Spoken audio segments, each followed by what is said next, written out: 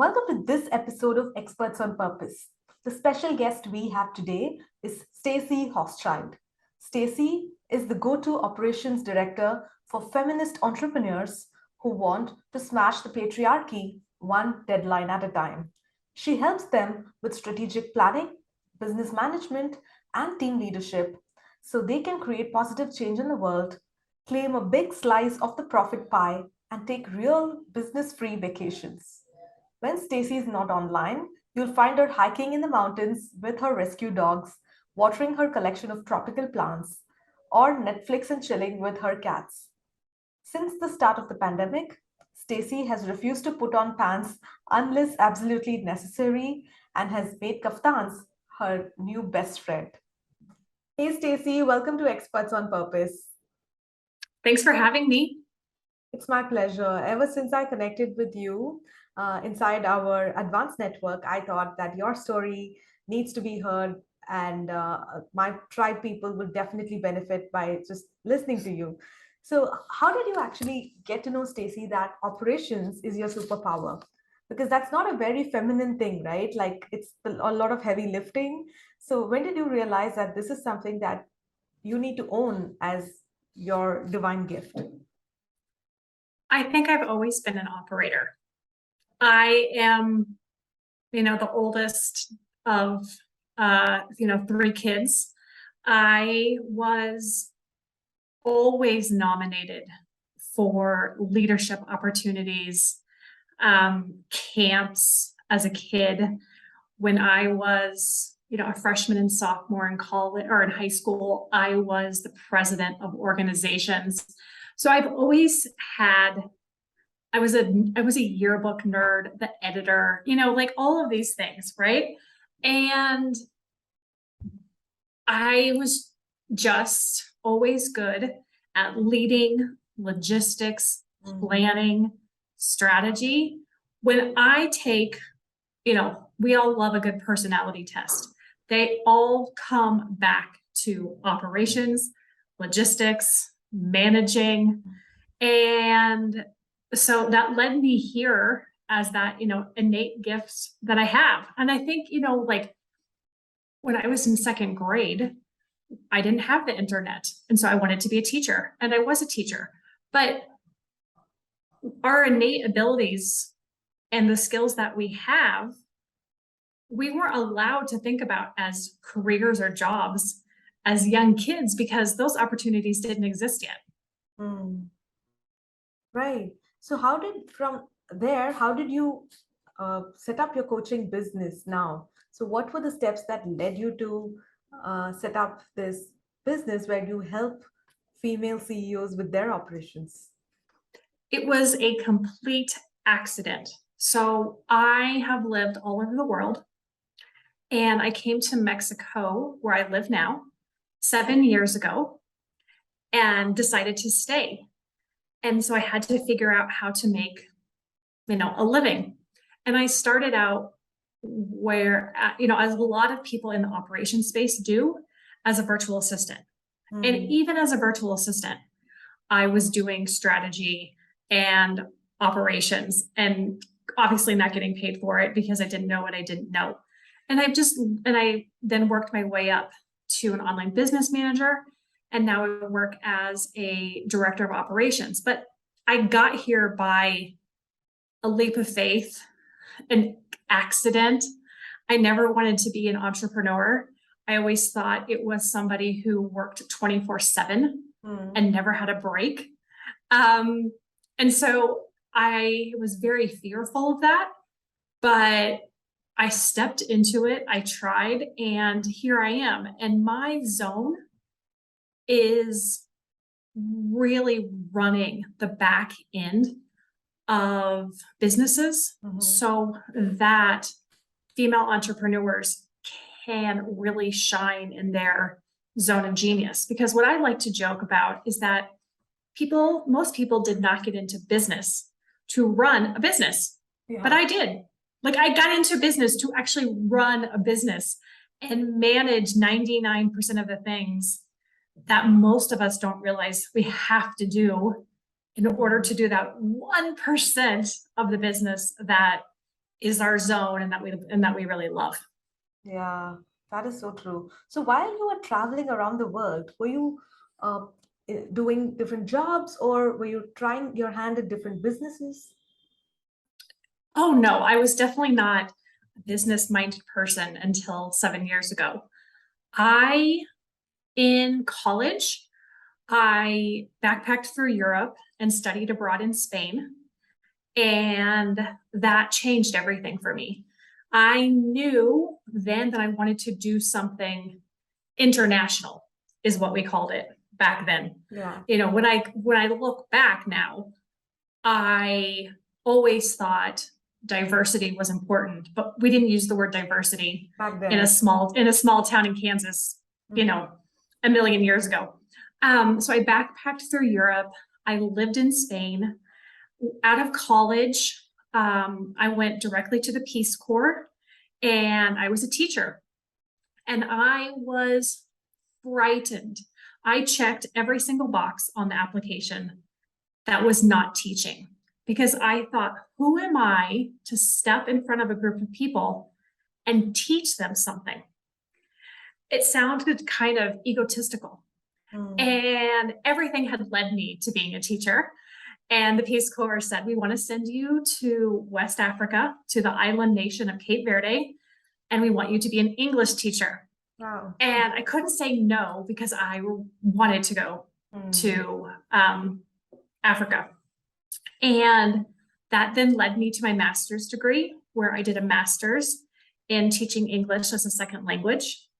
And then that led me to Morocco and the small island nation of East Timor, which is right above Australia. And I worked in my last job was working in international educational development in a post-conflict country that was incredibly hard. And we could do a whole episode on that, but incredibly challenging. Mm. Um, and, you know, when I think about being a teacher and developing curricula and managing a school, those are all skills that led me to being an operator. Right. My very first job when I got into the online space, before I even started out as a VA, this is absolutely insane. I was a co-event planner for a 500-person event where Barack Obama was the main speaker. Wow. And I should never have had that job. Like I had never worked online before because in international development, we're not using the internet. I mean, we have Mm. blackouts all the time. Yeah. You know, we're still like sharing documents on Word and like version 42 back and forth, you know, emailing between your colleagues. I'd never worked online, I never planned an event.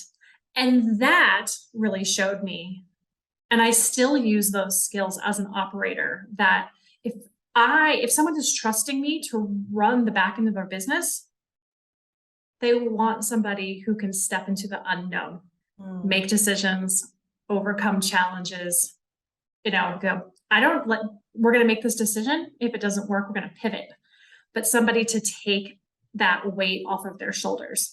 So, you know, it's been, to answer your question, no, I never ever dreamed I'd be in business, but I think that's one of the great things about this time. Like my parents' generation went to college or didn't, and then they stayed in the same job for Yeah. forever. Forever. So in a way, like I'm a huge disappointment, right? Because it's like, oh, you got this master's degree and you're not using it. But of course I'm using it. You know, all the skills that have come before now, Mm. I'm using in my business. Wow. I have some immediate takeaways from whatever you said, Stacy. One is that our zone of genius is usually a common theme throughout our life, whether or not we realize it. In your case, being an operator has been something that you've been using in various jobs throughout your life, and now you really own it, and that's what your business is all about. So I think this is a great message for all our viewers, listeners, because if they go back and try to connect the dots, they could possibly identify their common theme in whatever they do and whatever they shine really well, because that is definitely what they're meant to be doing, right? And the other important takeaway is that you don't have to become an entrepreneur in your 20s. you could do whatever you want and become an entrepreneur whenever you want or whenever you think the time is right. So you don't have to be born as an entrepreneur to become a successful entrepreneur. So how did that shift happen, Stacy, from being a freelancer who was doing these VA sort of jobs for other entrepreneurs to actually starting your own business under your own name? Oh, that's an excellent question. And I think it happened organically. I realized that as a virtual assistant, I was doing so much more. And a biz friend of mine introduced me to the director of operations certification program with a woman named Natalie from the Ops Authority. And I looked at that and I thought, yes, I mean, it's like I would consider it like a postgraduate certificate, right? And I was like, oh my gosh, like I can do this. I have been doing this, but I can learn how to do this formally and quote unquote professionally. And I took that certification and that changed everything for me because that helped me to understand that there are visionaries and CEOs who need people like me and who can grow their businesses faster with people like me. Because, I mean, not to berate the zone of genius again and again, but that's exactly what it is, right? Yeah. Running a business is not a one human endeavor. And I was able to step into what I was already doing, but with more confidence. Yeah. And I learned about strategic planning and hiring and all these multifaceted levels of operations. So, you know, everything for me, like, I don't think I am a multi-passionate entrepreneur with 1,000 different ideas. Like, I'm not a visionary. What I get really excited about is hearing somebody's vision and they say, okay, we're probably like, this is going to take us like a week and 3 steps. And I'm like, no, it's going to take us 3 months and about 500 steps. You're really good at breaking it down for them. That's a big disappointment to some people, but it's also really, really important to realize like how long something's going to take to implement well.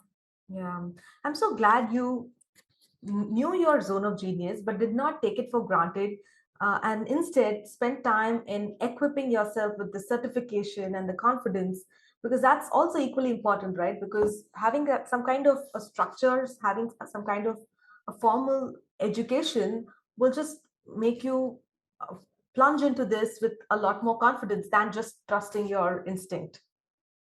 For me, it did. And I think for a lot of operators, it does, because we are people who like to follow a plan. Yeah. We are not people with 1,000 different ideas who are willing to jump in and try one. If it doesn't work, pivot.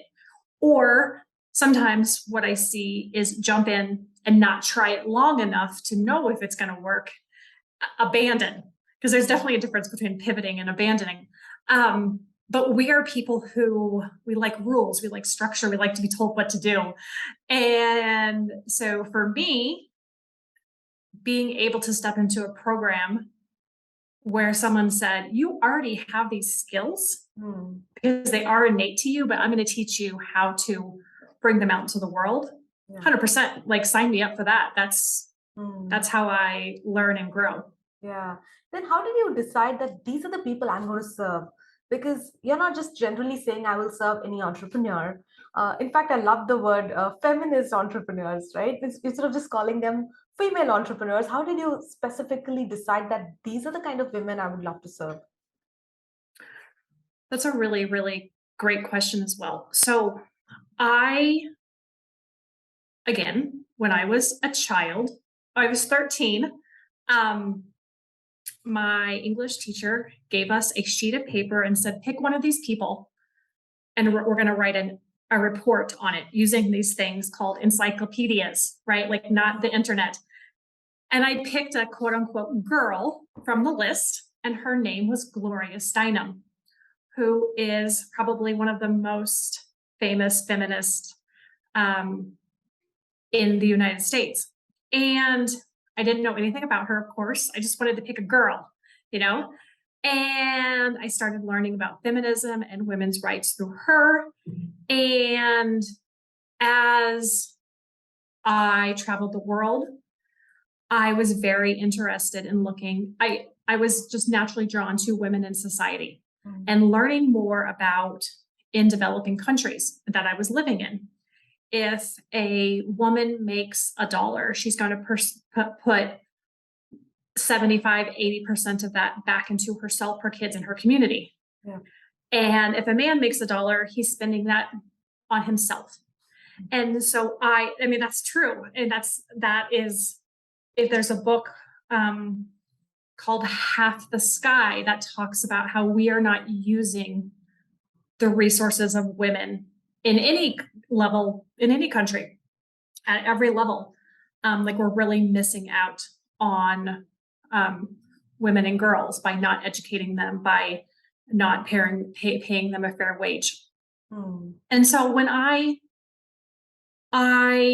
got into, when I did used to work only with female entrepreneurs, but there are some female entrepreneurs who are using patriarchal business practices and preying on people's weaknesses and pain points and making them feel like they're not good enough.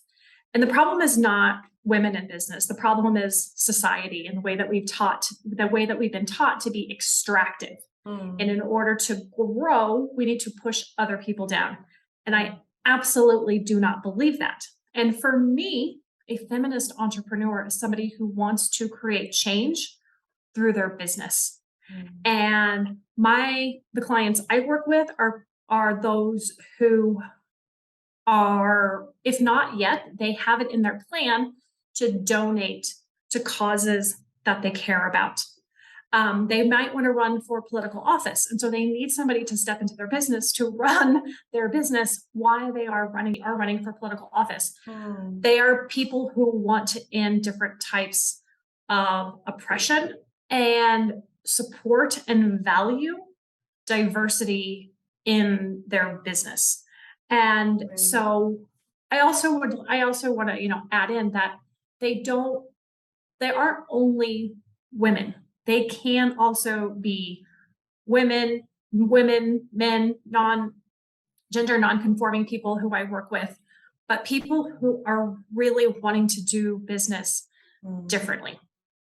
Yeah, that's really nice that, how you would like your clients to also be aligned with your values. Only then it will be like fun, right? Otherwise, if you hate the people you work with, what's the point in running the business? Well, for me, that's twofold. And like on a small scale, I guess we'll say small scale. If somebody's going to bring me into their business and trust me to run their business, a values match is essential. Yeah. And like I can learn, for example, if you use Kartra or Infusionsoft and I don't know how to use your software, I can learn your software. But I'm not going to learn your values because those are unique to each of us. And secondly, I want to support businesses and help them grow because when they grow, they're spending more money out in the world. And the dollar, the currency that you use, you vote with that, and making, how you spend your money reflects what you believe. And I want to put more money back into those things that I believe in as well. So it's not quote unquote just a values match for the business, but a greater values match for the world and the changes that we want to see. Yeah, that's amazing. So, Staci, what are some of the things that these visionary women, though they are so good at their zone of genius, miss out when it comes to operations, and how do you support them with that? Primarily and foundationally, it is with clarity, direction, and a plan via strategic planning. Right. For me, that is the basis of everything we do.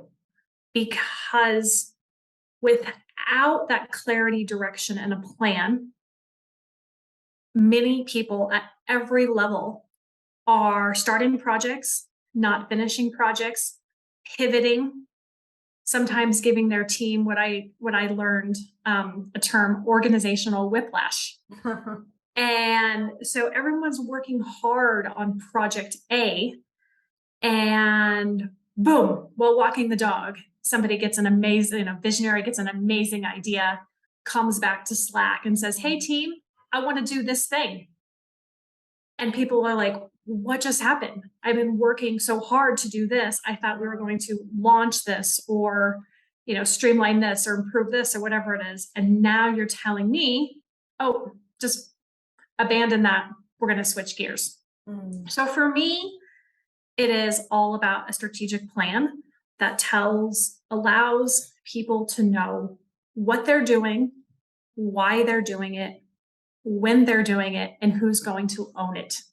Right. And in a way that does not stifle the creativity of the visionary, but allows them, again, to step into their zone.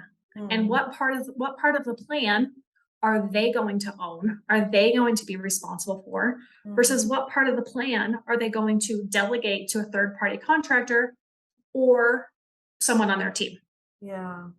I love how you finished with who's going to own which part of the plan, because it's great to plan everything on a spreadsheet or a software, but somebody has to do these tasks, right? And that's where you put the right person or the right resource against each of those things. So what if your client is not equipped with a great team? They have this vision, they want to do all of this. They come to you for the strategic planning program. That's your flagship program, right?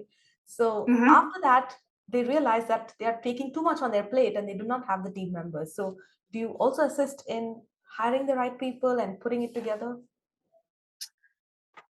Excellent question. Because when you're a team of one, or maybe you have a virtual assistant, and I'm actually thinking of someone right now because we're starting her strategic plan in 10 days, and she's in this exact same boat. Okay. And she says, right now I have 40 tasks that are just sitting there that I don't want to do. And I have them in this beautifully designed system. And I'm like, yeah, the system, whether it's on a sticky note, a project management software, whatever it is, that's not the issue right now. The issue is figuring out what is your vision for the next time period. And I say time period because for somebody who is a solopreneur who may have one virtual assistant, what seems like a lifetime is 6 months away. And that is fine. If we're working with 6 months, great. Let's work with 6 months. Okay, great. What do you want in 6 months? What do you want your business to look like? What are your revenue goals? And I work with revenue goals, good, better, best. And then I ask them, how did you come up with these revenue goals? Oh, I don't know. They just seemed like a good idea. Yeah. So then we have to reverse engineer this. Okay, you want your business to look like this. You have this clear vision in your head. You pulled your revenue goals out of nowhere. So we need to look at, what are your revenue goals? Are your services priced to support your revenue goals? And what do we need to put into place to bring you from here to 6 months in the future? These are some foundational things that are essential when somebody is just starting out, a team of one, may have a virtual assistant, because they are being bombarded from a million places on the internet. And there's a fear of missing out or needing to get visible on every social media platform. And they're spinning their wheels and those tasks are piling up. And really it's about vision, revenue goals, services, and what are those few things that need to be done in order to push you forward to the next 6 months. Because it's, in that case, if you are a team of one wearing many hats, it's about less is more. and really going hard on the things that matter. And then in 6 months, okay, great, working on some other things. Yeah, I love And somebody said to me, you know what somebody said to me? She goes, Staci, I can only work 6 hours a day in front of the computer and I'm tired. And I was like, okay.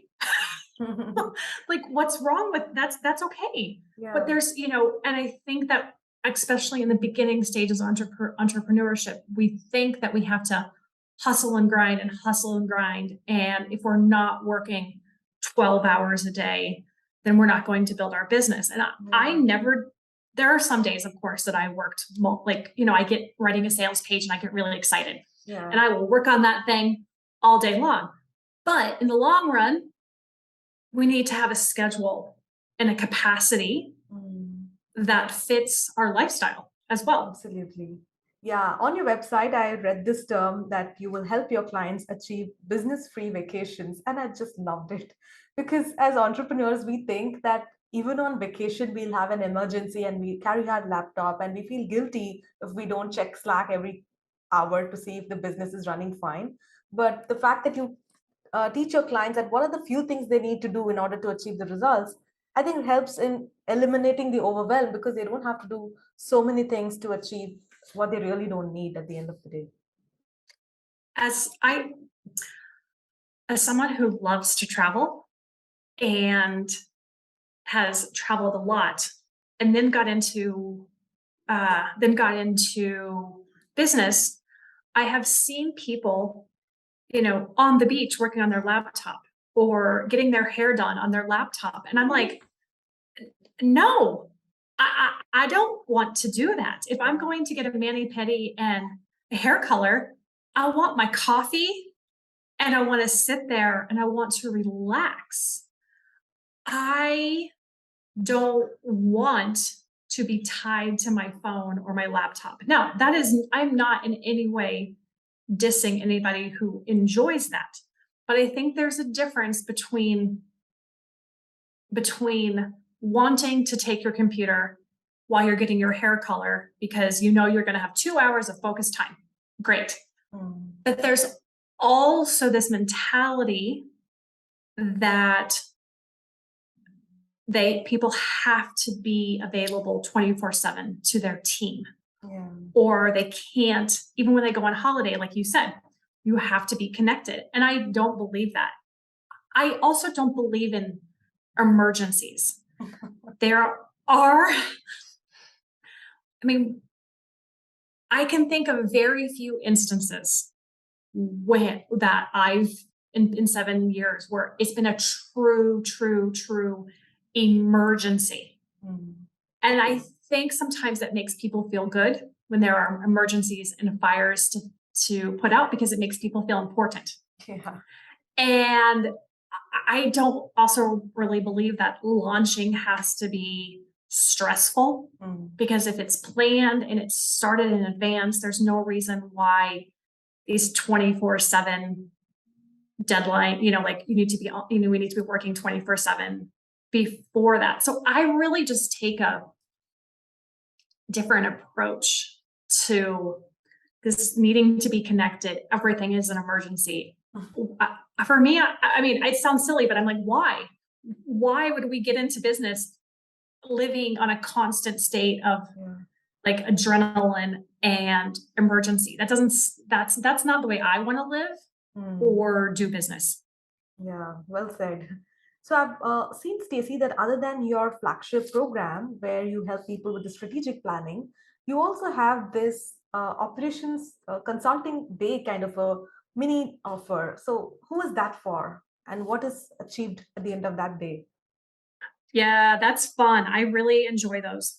An operations consulting day is for somebody who wants to talk through an operational challenge. Okay. And we don't do it on Zoom. We don't do it on video. We do it through Voxer or WhatsApp. And it allows people to talk to an operational expert. So somebody may have a virtual assistant or a social media person on their team, but they don't have a strategic partner and a leader at this stage in their business. So they want to talk about okay, I'm ready to hire, but I don't really know how to. Last time I hired, I just popped up a Facebook post and got a lot of really like unqualified people answering my Facebook post. So how do I hire? And we'll, walk through the steps and put an application together. Um, give them a chance to think and work in between the messaging. So I'm available, um, during a set amount of time, and we're voxing back and forth or WhatsApping back and forth like you would your business bestie, bouncing ideas off of. But the difference between doing it on Zoom and doing it on messaging is that they have time to work in between those messages. Because what I found is sometimes when I would get on a 60-minute consulting call with somebody, it was talk, talk, talk like we're doing now, but then I wouldn't implement after I got off the call. Very true. Right? And so this definitely was not my idea. I've seen it with business coaching, and I said, okay, you know what? I could also do this for operations. So hiring or team challenges, or I mean, really anything in the operational space where they feel like they want to talk to a strategic, leadership minded person and come out the other end knowing exactly what to do. Or in some cases, some people may create their entire application and come up with the questions they want for hiring in that day. Boom, done. Yeah, I think that's very useful service for somebody who wants to just fix one thing immediately with your Exactly. support. Yeah. Exactly. Also, I've noticed, Stacy, that you're very clear that this is the only way that I support my clients, but your clients could have 100 other issues. And you have a list of resources on your website that you could go to her and you could take help from this course and do that and get these things fixed. So I think that's a great way to create a community, because you're all supporting, like you are all like these power partners supporting each other. Because I'm sure, like the way you are referring business to your business friends, you must be getting references from them also. I love this idea of collaborating with one another in the same space rather than looking at them as competitors. When someone goes to my website and they fill out a discovery form, it says two things. Number one, I ask a lot of questions because I'm a high fact finder, and this is how we're going to have a super focused call. Number two, if I'm not the right person for you, I'm going to tell you who may be, because I am not in that place as a virtual assistant where somebody would say, can you do this? And I'd be like, I don't know how to do this. Let me Google and figure it out. Like those days are over. Yeah. And those days are over. I know exactly what I'm good at. I know exactly how I can help my clients. And collaborating and being able to support other people is incredibly rewarding, because I know that the people that I got on a call with, oh, this is not what I do. Let me refer you to somebody who is a better fit, is good for everybody. I used to 100% come from that place of scarcity, because when you're just starting out, I think things are scary. I don't believe in scarcity. I believe that there is enough for everybody. And if it's not me, let me refer you to somebody else who can be who's a better fit. Yeah. Wonderful. So, what would be your final word of advice to all those experts out there who know their zone of genius, but they're not really taking massive action to serve more people? This is a good question. I would say that playing small doesn't serve anyone. And these are not my own words. Playing small does not serve anyone. And it can be very scary as a woman to be more visible, because in society we're taught not to be so visible, right? And we're going to be criticized one way or another. So I would say to understand that playing small does not serve anyone, and that once you take the first step, it's a lot less scary. One foot in front of the other. Awesome. Thank you so much, Staci, for your words of wisdom. So where can people find out more about you and your work? So I am at stacihauschild.com. And you can also connect with me via LinkedIn at Staci Hauschild as well. Perfect. I'll have the links right below in the show notes. Thank you so much, Staci, for being on Experts Thank on you. Purpose.